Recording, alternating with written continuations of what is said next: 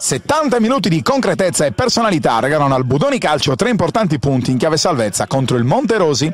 La squadra di Raffaele Cerbone ha meritato la vittoria per piglio e trame offensive di pregio, anche quando, sotto di una sola rete, il Monterosi ha provato a riacciuffare la partita. La prima occasione del match è dei padroni di casa e Odianose a fare le prove del gol al quarto minuto, provando a sfruttare un bel cross dalla destra del compagno di squadra.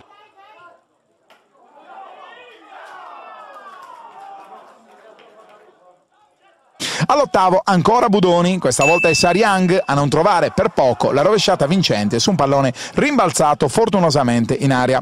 All'11ª azione dubbia in area del Budoni ed è Cerchio a cadere a terra dopo un ottimo spunto sulla sinistra. Per l'arbitro però è tutto regolare. Ci riprovano gli ospiti al 28º, l'occasione ghiotta per Manoni che controlla di petto, lascia partire un destro che finisce però fuori. Il Budoni è bello e propositivo, la conseguenza è il primo vantaggio dei galuresi che arriva un minuto più tardi al termine di una bella manovra offensiva conclusa con un cross in aria di Malesa e una spizzata fortunosa di Odianose.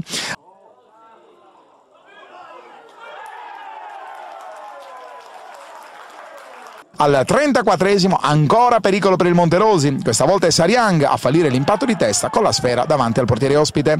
Il primo tempo si chiude con un tiro cross di Murgia che per poco non beffa Franca Bandiera e con una bella conclusione di testa dei galuresi di poco a lato.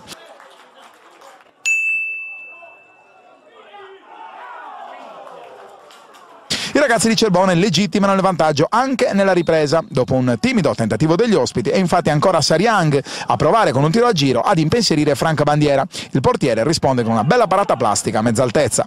Al 58º bella girata del Quatrana, pallone però debole e facile controllo di Trini.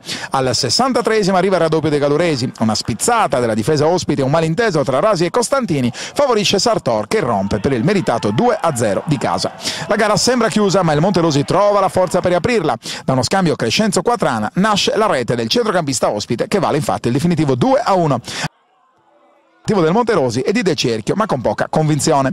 Per i ragazzi di Perrone si interrompe dunque in Sardegna una striscia fatta di 10 punti nelle ultime 4 giornate di campionato. Per i galuresi invece altri 3 punti davanti al pubblico amico che valgono l'11° posto, miglior piazzamento tra le squadre sarde partecipanti al campionato.